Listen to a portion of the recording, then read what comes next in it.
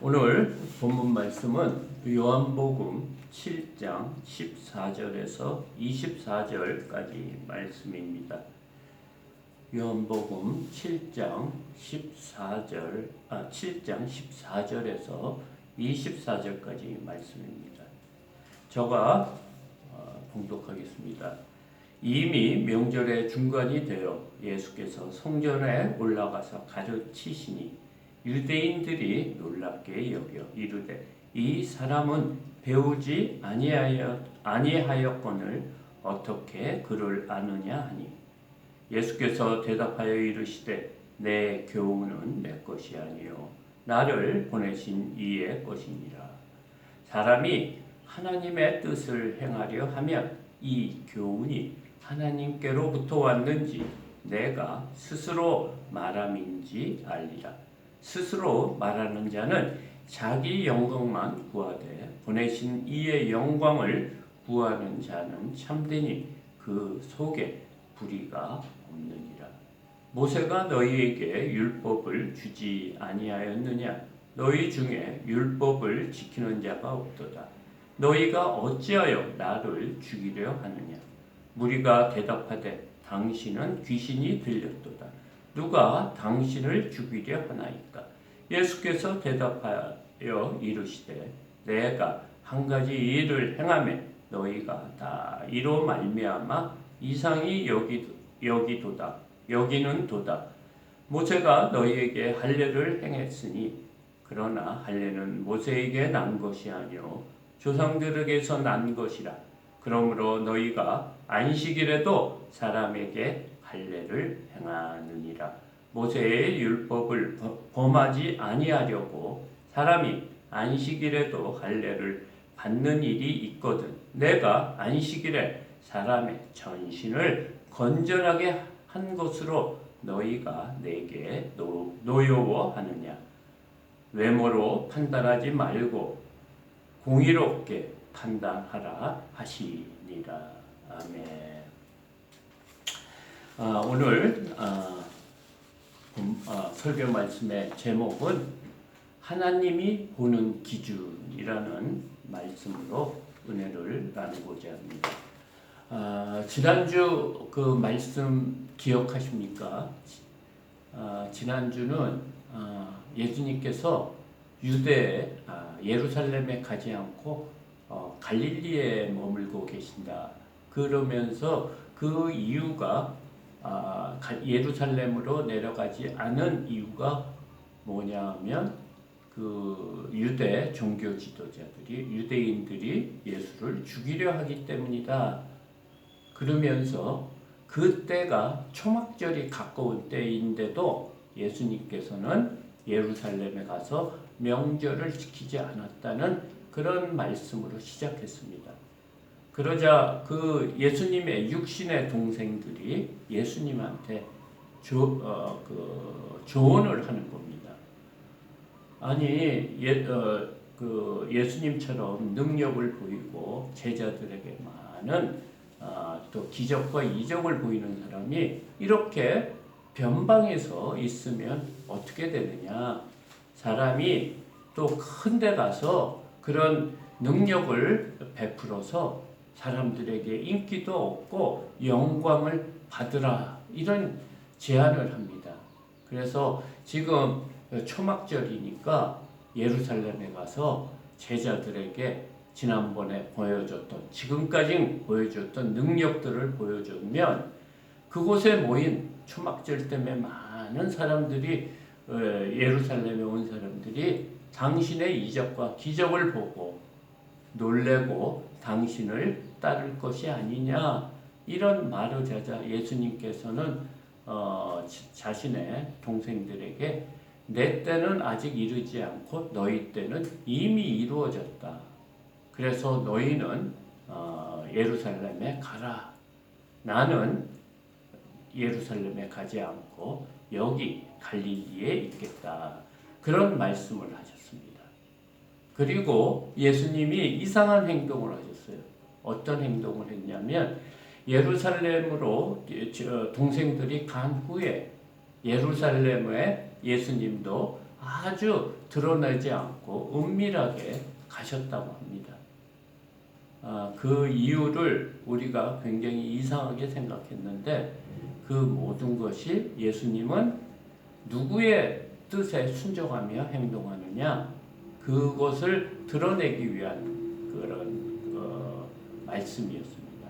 예수님은 자신의 원하는 대로 행동하지 않으신다고 그랬어요. 그래서 온전히 하나님이 행하시거나 말씀하시는 것에 순종한다 그러시면서 예루살렘으로 올라간 겁니다.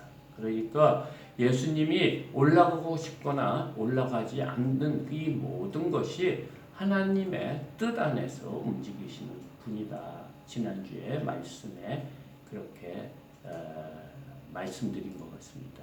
그런데 예수님을 죽이려고 하는 종교 지도자들, 그 초막절을 지키려고 디아스포라, 유대인들이 흩어져 있는 이스라엘 민족이 그 초막절을 지키려고 예루살렘에 수많은 사람들이 왔지만 초막절은 지키지 않고 유대 종교 지도자들은 예수를 잡으려고 노력하고 있었고 또 그곳에 예루살렘에 온 사람들은 다 누구에 대해서 수군거리냐 하면 예수님에 대해서 수군거리는 그것이 지난주 말씀이었습니다.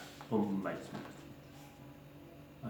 그리고 오늘 14절 말씀이 이렇게 시작됩니다.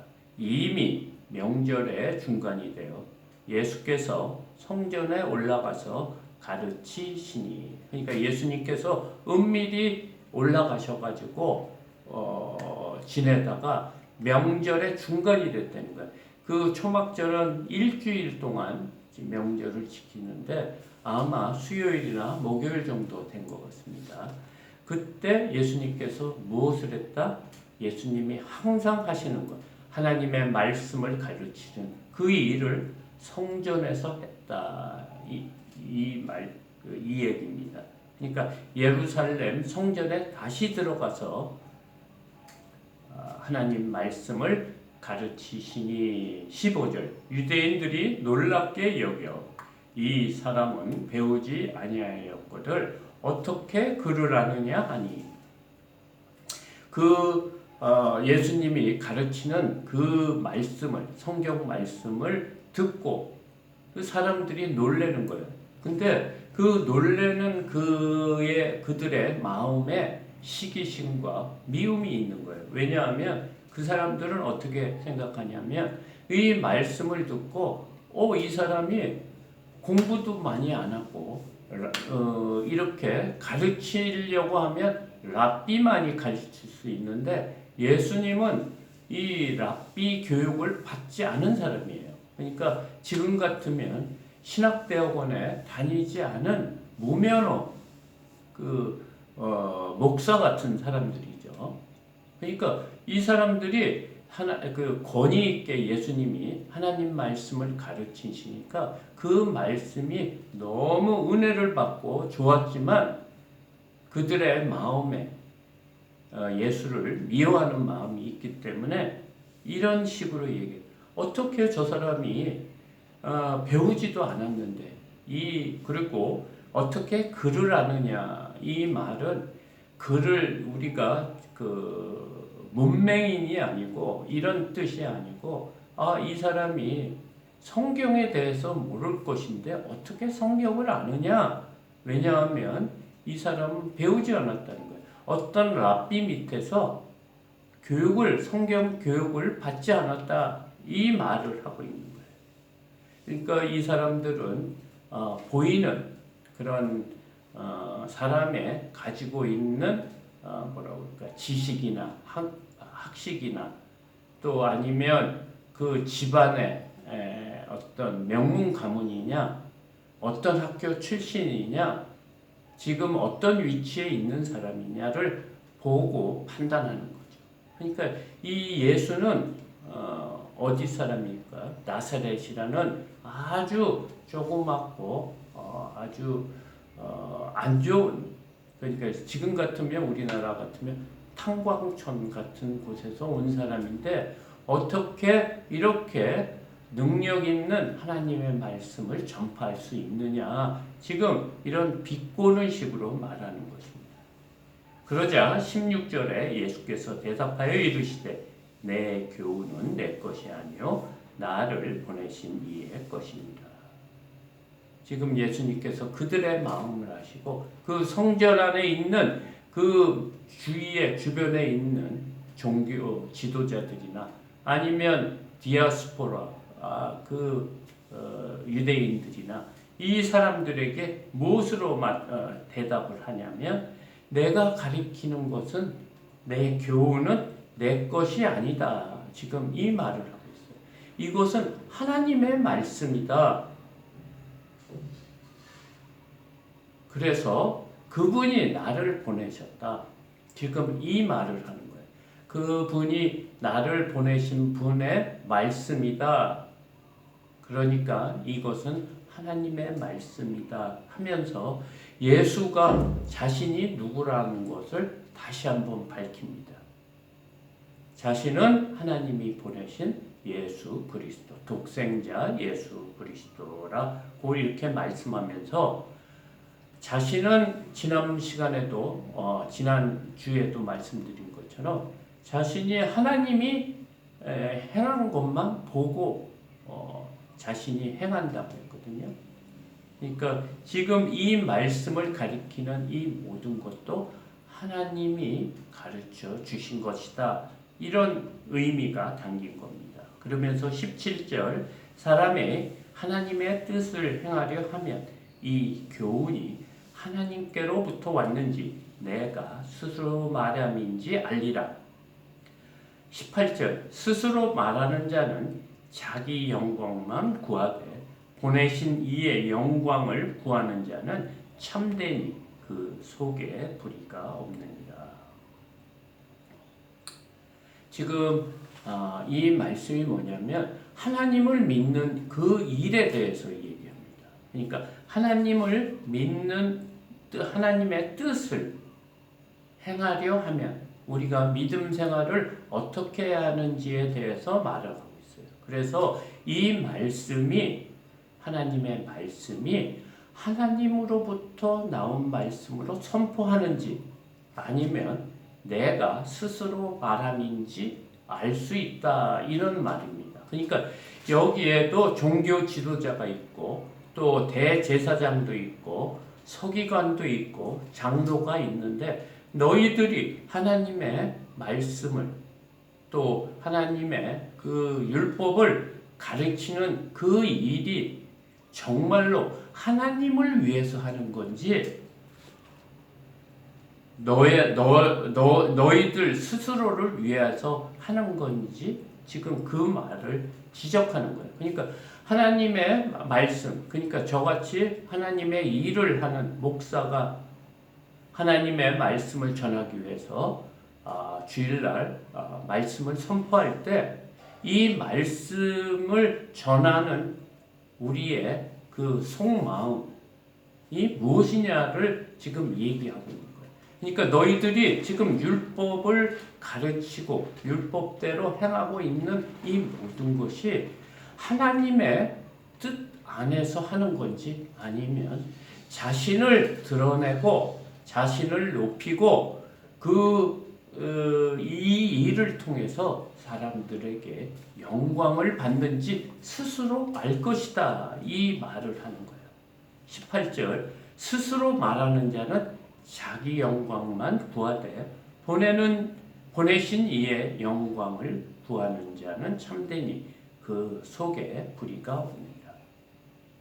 그러니까 하나님의 일을 하더라도 그 일이 자기에게 영광을 구하는 것으로 일할 수 있다는 거예요. 그러니까 너희들은 지금 하나님을 섬긴다고 하지만 그래서 많은 사람들에게 존경도 받고 또 성전세도 받고 또 그 이스라엘 백성들을 그 종교 지도자들로서 이끌고 가는데 이 모든 일이 정말 하나님을 위해서 하는 건지 너희의 영광을 구하기 위해서인지를 생각하라고 그랬어요. 그러면서 자기 스스로 말하는 자는 뭐라고요? 자기에게 영광을 구하는 자다. 자기 영광만 구하는 자고, 보내신 이의 뜻을 따라 하나님께 영광 드리는 자는 그 사람은 참된 일꾼이다. 그리고 그 안에는 불의가 없다는 거예요. 이 말씀은 사실 우리 하나님을 믿는 목사뿐만 아니고 또 교회 지도자뿐만 아니고 모든 성도들에게 적용되는 말씀이 아닌가 싶습니다. 처음에는 하나님을 말씀에 순종해서 순수한 마음으로 하나님을 믿을 수 있지만 우리의 본성이 약하기 때문에 하나님의 일을 하지만 그 안에 또 사람에게 인정을 받고 싶어하는 그런 마음이 있습니다. 그러니까 그런 유혹, 그것이 가장 많이 유혹이 오는 사람이 누구겠습니까? 저 같은 목사나 또 종교 지도자, 교회에서 앞에서 일하는 사람들에게 이런 유혹이 많이 올 것이다. 지금 이 말을 하고 있는 거예요. 지난주 말씀하고 연결이 됩니다. 그러니까 지난주에 형제들이 예수님께 많은 사람들에게 능력을 베풀어서 그 사람들이 당신을 따르게 해라. 지금 그 얘기와 동일한 거예요. 근데 그 일을 누가 하고 있다고요? 지금 종교 지도자들이. 예수님을 죽이려고 하는 이유도 그 영광이 예수님한테 뺏길까 봐 지금 예수님을 죽이려고 하는 그 마음의 중심을 지금 얘기하고 있는 것입니다. 그러면서 예수님께서는 19절에 모세가 너희에게 율법을 주지 아니하였느냐? 너희 중에 율법을 지키는 자가 없도다. 너희가 어찌하여 나를 죽이려 하느냐? 지금 너희들은 그 장로의 규례, 안식일, 음식법, 정결법, 할례, 이런 거를 지키는 것이 왜 지키냐면 하나님께서 모세에게 준 율법을 지키기 위해서 너희들이 지금 믿음 생활하고 있는데 내가 보니까 율법을 지키는 사람이 아무도 없다는 거예요. 한 사람도 없고. 그 대신 하나님을 대적하는 예수 그리스도를 죽이는 그런 일을 하고 있다는 거예요. 그러니까 너희들은 하나님이 주신 율법을 자신들을 위해서 지키고 있고 그렇기 때문에 예수님이 보기에는 너희들이 하나님의 말씀을 지키는 사람이 한 사람도 없다고 얘기하는 거예요. 하나님의 말씀을 안 지키니까 어떤 일을 하느냐? 하나님을 대적하는 예수님을 죽이려 하고 있다는 이 말을 하고 있는 거예요. 그러니까 그들이 얼마나 충격을 받았겠습니까? 그렇지 않아도 그 마음에 이런 죄의식이 있고 또 예수님께서 항상 이런 점을 지적하고 있는데 또 지난번에는 안식일을 안 지키는 것 때문에 예수님께서 그들에게 하나님이 지금도 일하시기 때문에 나도 일한다. 안식일에도 38년 된 그 병자를 고쳤다. 이 말을 해서 그때부터 유대 종교 지도자들이 예수가 하나님과 동등되다는 그런 신성 모독죄를 지었다고 죽이려 한 것입니다. 그것이 지금까지 이어지고 있는 것입니다. 그러니까 이 사람들이 자신들의 마음을 귀신같이 아는 거 아니겠어요?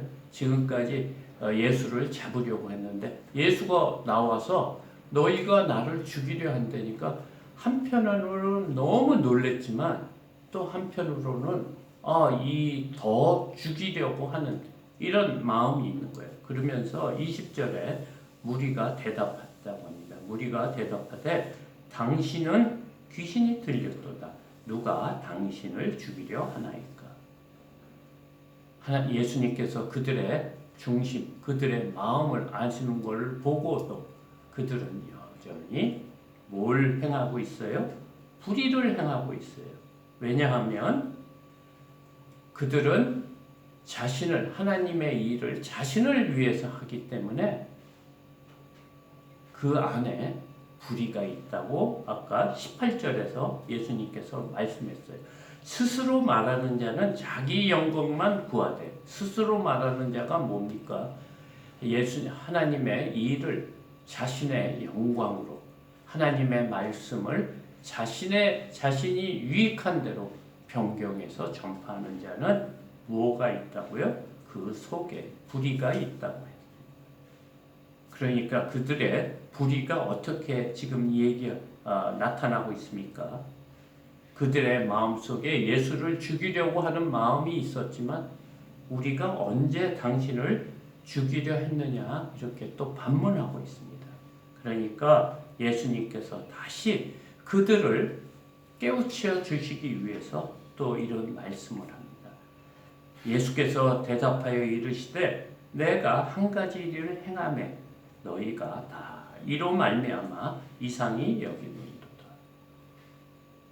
너희들이 나를 죽이려 하는 이유를 지금 이 말씀을 하시는 거예요.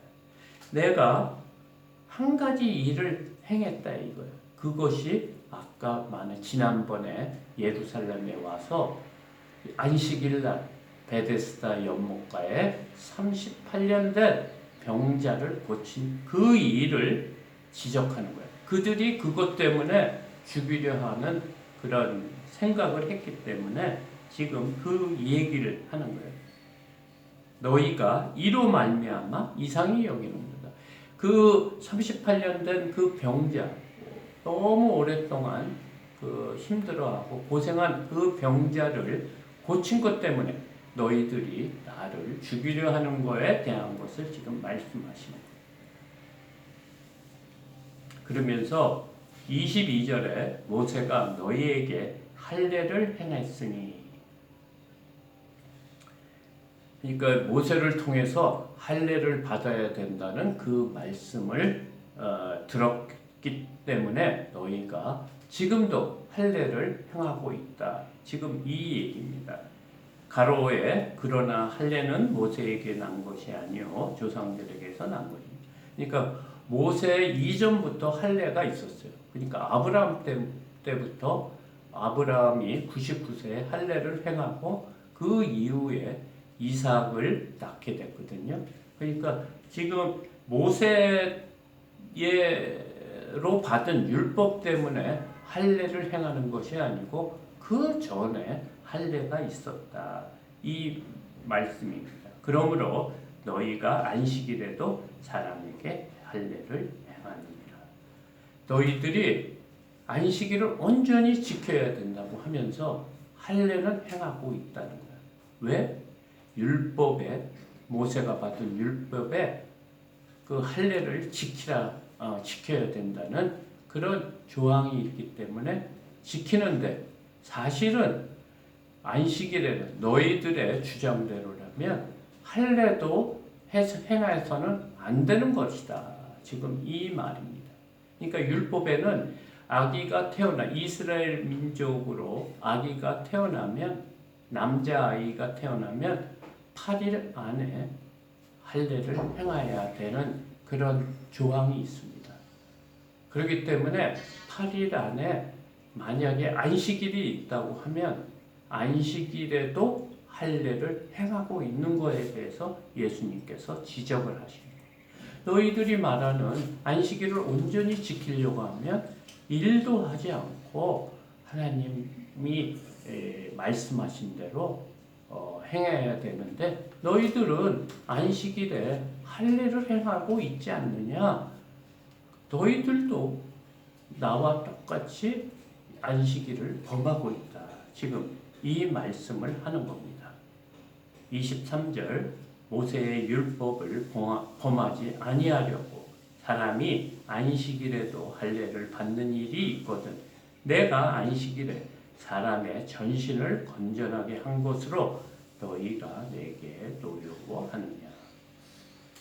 예수님께서 논리가 이렇습니다. 너희들의 모세의 율법을 잘 지키기 위해서 8일 안에 아기에게 할례를 행해야 되는 일이 있기 때문에 그 날이 안식일에도 할례를 행한다 이거. 할례가 무엇입니까? 남자의 생식기의 일부를 잘라내는 것입니다. 그러니까 너희들은 지금 안식일에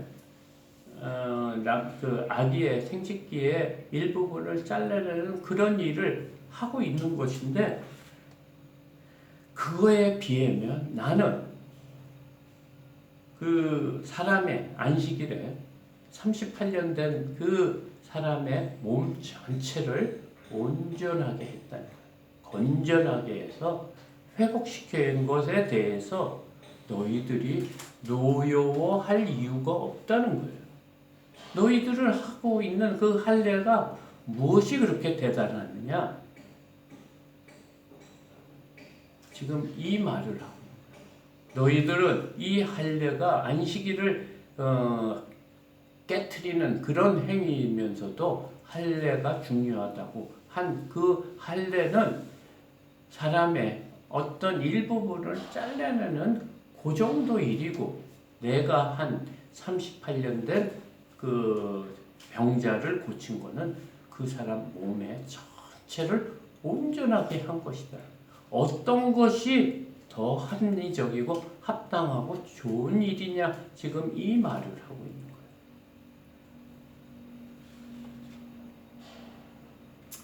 거예요. 우리가 믿음 생활을 오래 하면 좋은 점이 있습니다. 뭐냐면 하나님의 말씀을 더 깊게 알고 또 깨우침도 있고 또 하나님의 그 백성이 대해서 삶을 살면 가치관이 변하고 우리가 매일 보람된 삶을 살 수 있는 거죠. 그게 너무 큰 유익입니다. 그렇기 때문에 하루라도 먼저 하나님을 아는 것이 축복인데 또 하나의 또 반대적인 입장이 있는데 매너리즘에 빠질 수 있다는 거예요. 고정관념.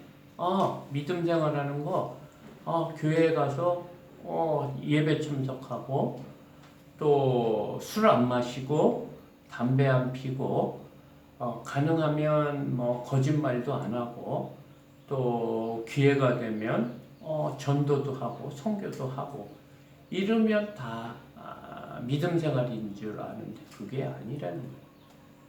이 그리스도 우리가 하나님을 믿는 이유가 뭐냐면 하나님의 백성으로서의 그 사람으로 이렇게 변하는 거예요. 그러니까 나의 옛 모습이 나의 옛날에 가졌던 생각, 가치관이 변하는 거예요. 그러니까 하나님께서는 하나님의 백성으로 만드는 이 성화의 단계가 뭐냐면 나를 변화시키는 거예요. 나의 잘못된 점을 예전에는 몰랐는데 성경을 읽고 말씀을 들어보니까 그것이 다 죄악이었던 거예요.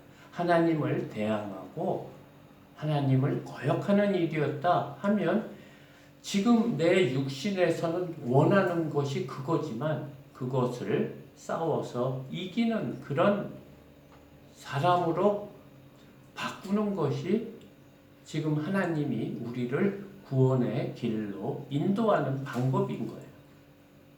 그러니까 하나님을 잘 믿는다는 그런 것은 뭐냐면 내가 하나님의 뜻에 순종하는 마음이 더 커지는 것을 말하는 것입니다.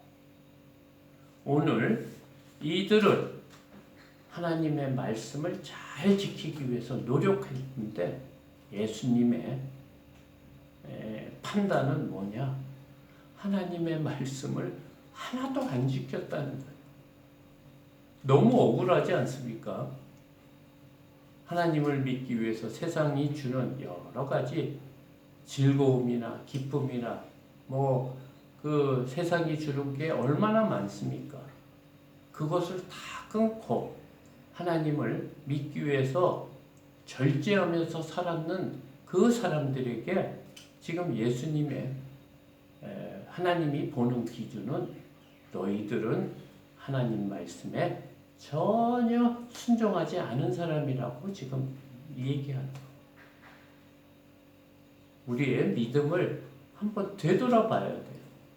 그래서 성경에는 먼저 된 자가 나중되고 나중된 자가 먼저 된다고 하는 그 말씀이 이것입니다. 우리가 하나님의 말씀을 매일 듣는 것도 중요하지만 하나님의 말씀을 보기 전에 내 안에 있는 죄가 있으면 하나님의 말씀을 온전히 잘 깨달을 수가 없어요. 그렇기 때문에 우리가 매일 하나님 앞에 우리의 지은 죄, 내 마음에 있는 죄를 깨끗이 씻고 그 다음에 말씀을 들어야 하나님의 말씀을 깨달을 수 있다는 거예요. 근데 그들은 예수님께서 자신들의 잘못된 점을 말해줘도 그것을 회개하기는커녕 도리어 예수님을 죽이려 하고 있는 거예요. 그리고 거짓말로 우리가 언제 당신을 죽이려 했느냐? 당신은 미쳤도다. 이런 식으로 지금 말을 하고 있어요. 우리가 성경 말씀을 들을 때는 이 모든 것을 나를 적용해서 들어야 된다는 소리입니다. 그러면서 예수님께서 24절에 중요한 말씀을 합니다. 하나님이 사람을 보는 기준이라는 거예요. 24절 외모로 판단하지 않고 공의롭게 판단하라 하십니다. 이 말은 뭐냐? 하나님께서는 외모로 사람을 보시지 않는다는 거예요. 뭐로 본다고요? 공의, 의로움으로 본다, 한다. 의로움으로 판단하신다는 거예요. 이 의로움이라는 게 뭡니까? 하나님이 계획하신 일, 우리를 구원하시는 방법, 예수 그리스도를 통해서 우리가 구원을 받았다는 그 일에 대해서 우리가 주 예수 그리스도를 구주로 믿는 그것 때문에 우리를 의롭게